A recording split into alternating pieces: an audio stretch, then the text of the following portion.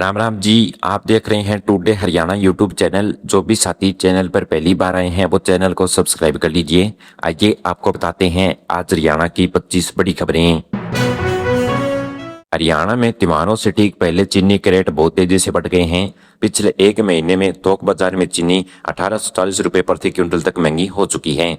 इस बढ़ोतरी के बाद अब थोक भाव 6240 रुपए प्रति क्विंटल तक पहुंच गया है। वहीं आम दुकानों पर चीनी 65 रुपए प्रति किलो तक बिक रही है। लगातार बढ़ते दामों की वजह से आम लोगों और मिठाई बनाने वाले व्यापारियों का बजट बिगड़ गया है। आने वाले दिनों में रक्षाबंधन और जन्माष्टमी जैसे बड़े त्योहार आ रहे हैं। ऐसे में चीनी महंगी होने से लोगों की जेब पर सीधा असर पड़ रहा है और घर का खर्च संभालना काफी मुश्किल हो गया है। हरियाणा की नायब सैनी सरकार ने लाडो लक्ष्मी योजना को लेकर बड़ा ऐलान किया है। अब राज्य की 17 लाख और महिलाओं के खातों में हर महीने 21 रुपए भेजे जाएंगे। सरकार की इस योजना का फायदा देने के लिए पारिवारिक कमाई की सीमा बढ़ा दी गई है। अब कुल मिलाकर 25 लाख महिलाओं को इस योजना से जोड़ा जाएगा। इसके लिए 25 सितंबर से नया पोर्टल चालू कर दिया जाएगा, जहां से पात्र महिलाएं अपना फॉर्म जमा कर सकती हैं। सरकार के इस कदम से गरीब और मध्यम वर्ग की महिलाओं को आर्थिक मदद मिलेगी और वे अपने छोटे मोटे खर्च खुद उठा सकेंगी। हरियाणा सरकार ने दलित परिवारों की मदद के लिए डॉक्टर BR अम्बेडकर आवास नवीनीकरण योजना दोबारा चालू कर दी है। इस योजना के तहत पुराने और कच्चे मकानों की मरम्मत कराने के लिए सरकार गरीब परिवारों को 80,000 रुपए की सीधी मदद देगी। जो लोग अपना घर ठीक कराने में असमर्थ हैं वे इस योजना का लाभ उठाने के लिए ऑनलाइन आवेदन कर सकते हैं। सरकार का कहना है कि इस फैसले से हजारों जरूरतमंद परिवारों को अपने रहने की जगह सुधारने का मौका मिलेगा। योजना का पैसा सीधे लाभार्थी के बैंक खाते में भेजा जाएगा ताकि काम सही तरह से पूरा हो सके। हरियाणा रोडवेज विभाग ने अपने कर्मचारियों और ड्राइवरों के लिए छुट्टी लेने के नियमों में बड़ा बदलाव किया है। अब किसी भी कर्मचारी को बिना बताए या अचानक छुट्टी नहीं मिलेगी। आपातकालीन स्थिति में छुट्टी लेने से पहले बड़े अधिकारियों से लिखित मंजूरी लेना बेहद जरूरी कर दिया गया है। अगर कोई कर्मचारी बिना जानकारी दिए काम से गायब हो जाता है तो उसके खिलाफ तुरंत बड़ी कार्रवाई की जाएगी। विभाग ने यह सख्त कदम इसलिए उठाया है ताकि बसों का आना जाना प्रभावित न हो और सड़कों पर सफर करने वाले आम यात्रियों को किसी भी तरह की परेशानी का सामना न करना पड़े। हरियाणा की महिला एवं बाल विकास मंत्री श्रुति चौधरी ने कांग्रेस पार्टी पर जमकर निशाना साधा। भिवानी में आयोजित एक कार्यक्रम के दौरान उन्होंने कहा कि कांग्रेस नेताओं को दूसरों से बोलने से पहले अपनी पार्टी को संभालना चाहिए। उन्होंने तंज कसते हुए कहा कि कांग्रेस के नेता खुद आपस में एक राय नहीं रख पाते और उनकी पार्टी में एकजुटता की भारी कमी है। मंत्री भवानी खेड़ा की एक महिला कॉलेज में मेधावी छात्रों को सम्मानित करने पहुंची थी। वहां उन्होंने छात्रों को पढ़ाई में आगे बढ़ने के लिए प्रेरित किया और राज्य द्वारा चलाए जा रहे जन कल्याणी कामों में की तारीफ की। अंबाला जिले में बिजली की बचत के लिए प्रधानमंत्री सूर्य घर योजना का काम तेजी से आगे चल रहा है। जिले में कुल 9614 घरों की छतों पर सोलर सिस्टम लगाने का लक्ष्य रखा गया है। इसमें से अब तक 6891 से भी ज्यादा घरों पर सोलर पैनल सफलतापूर्वक लगाए जा चुके हैं। इस तरह अंबाला अपने तय लक्ष्य का लगभग 71% काम पूरा कर चुका है। छत पर सोलर पैनल लगने से अब लोगों को सूरज की धूप से खुद ही अपने घर पर बिजली बना रहे हैं।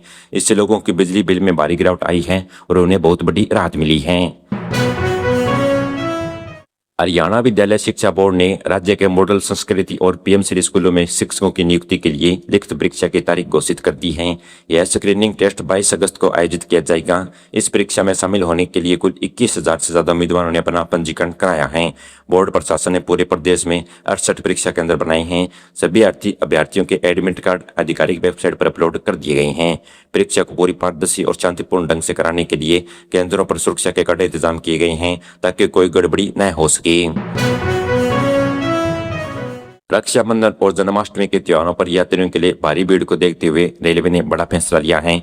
उत्तर पश्चिमी रेलवे रिंग से रेवाड़ी के बीच एक विशेष ट्रेन चलाने जा रहा है। यह ट्रेन कुल 12 फेरी लगाएगी, जिससे राजस्थान और हरियाणा के बीच आने जाने वाले यात्रियों की आवाजाही में बहुत आसान होगी। इस स्पेशल ट्रेन के चलने से खाटू श्याम मंदिर जाने वाले श्रद्धालुओं को भी टिकट मिलने में काफी सहूलियत मिलेगी। रेलवे का कहना है कि त्योहारों के समय ट्रेनों में पैर रखने की जगह नहीं होती, इसलिए नई रेल सेवा आम जनता का बेहद सफर आसान हो जाएगा। हरियाणा सरकार ने अकेले रह रहे बुजुर्गों की देखरेख के लिए एक खास पहल शुरू की है।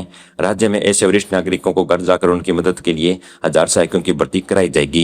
इन सहायकों को बाकायदा बड़ी यूनिवर्सिटी से ट्रेनिंग दी जाएगी ताकि वे बुजुर्गों को सही तरह से देखभाल कर सकें। इस भर्ती में महिलाओं को ज्यादा प्राथमिकता दी जाएगी और यह सहायक बुजुर्गों के स्वास्थ्य, भोजन और उनकी दैनिक जरूरतों का ध्यान रखेंगे।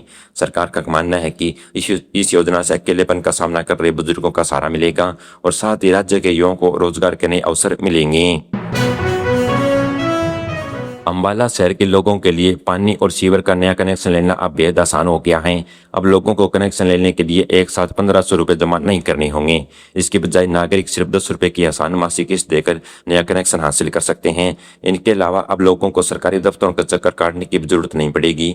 विभाग के कर्मचारी खुद घर जाकर कागजी कार्रवाई पूरी कर सकेंगे। इस नई व्यवस्था से आम जनता को पैसों में भारी बचत होगी और वे बिना किसी भागदौड़ के आसानी से घर में पानी कनेक्शन, सीवर की सुविधा ले पाएंगे। हरियाणा में मौसम का मिजाज अचानक बदल गया है और मानसून एक बार फिर पूरी तरह सक्रिय हो चुका है। राज्य के 5 जिलों में तेज बारिश देखने को मिली। कुरुक्षेत्र और यमुनानगर जैसे इलाकों में भारी पानी बढ़ जाने की वजह से सड़कों पर आवाजाही पूरी तरह रुक गई और आम जनता को आने जाने में काफी दिक्कतों का सामना करना पड़ा। मौसम विभाग ने स्थिति को देखते हुए राज्य के कई हिस्सों में आगे भी बारिश जारी रहने की चेतावनी जारी की है।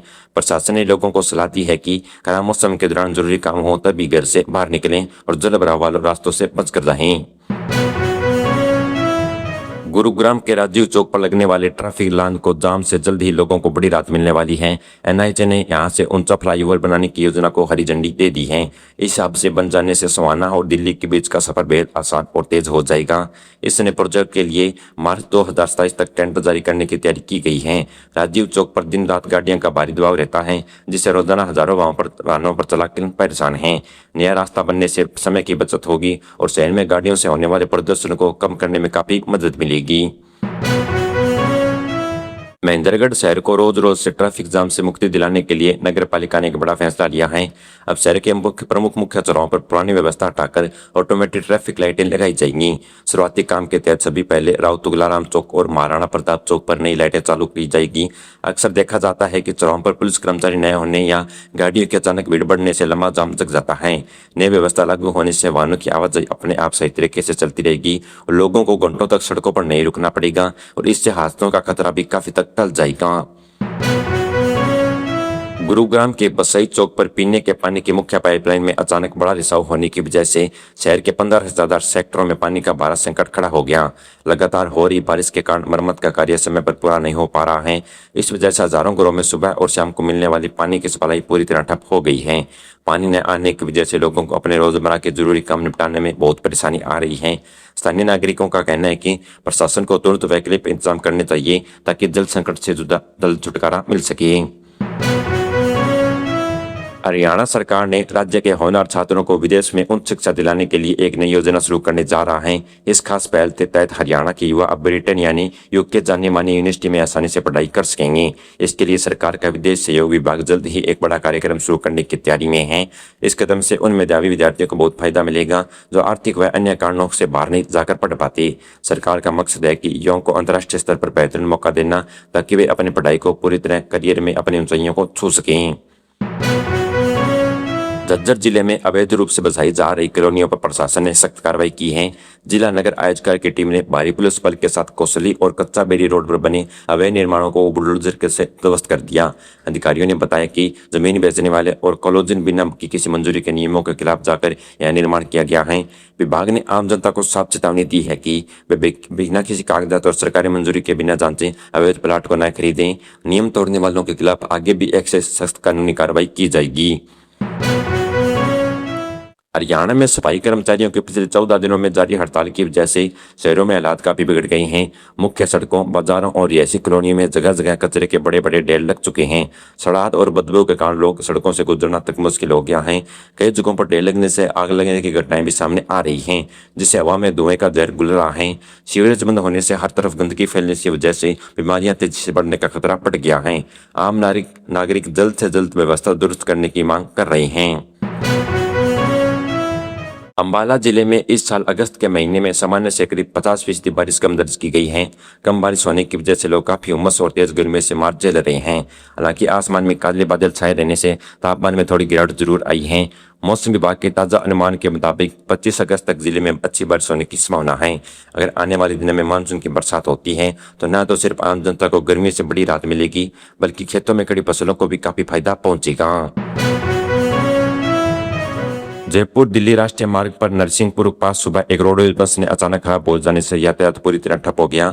बस बीच में रुकने की वजह से देखते ही देखते हाईवे पर करीब 4 किलोमीटर लंबा तांता लग गया। इस भीषण जाम का असर द्वारका एक्सप्रेस पर देखने को मिला, जहां घंटों तक गाड़ियों के हॉर्न गूंजते रहे।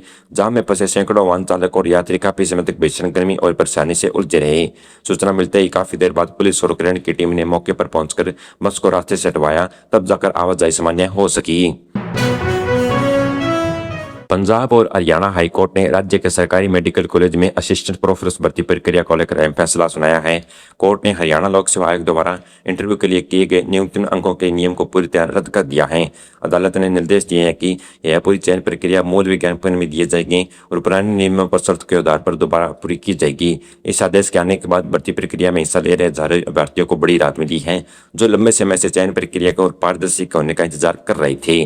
मेरे द्वारा बताई गई खबरें आपको कैसी लगी, कमेंट बॉक्स में जरूर बताइएगा। चैनल को सब्सक्राइब कर लीजिए। धन्यवाद।